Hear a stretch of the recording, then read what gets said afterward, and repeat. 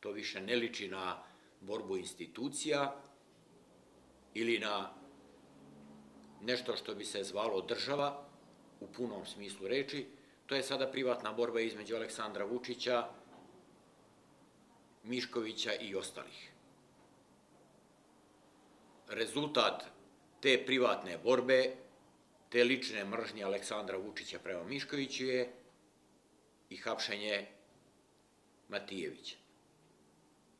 Hapšenje Aleksandra Boje Gajića i hapšenje Bore Novakovića. I to je svima valjda jasno. Svi znaju zbog čega je Matijević priveden i pritvoren. Zato što je pozajmio Miodragu Miškoviću 3 miliona evra, koje su mu falili kako bi platio kauciju. I mržnja Aleksandra Vučića prema Miškoviću je otišla toliko daleko da je Matijević kao kolateralna šteta zajedno sa Bojom Gajićem, vlasnikom Aleksandra, bio žrtva te njegove mržnje, tog njegovog unutrašnjeg ludila.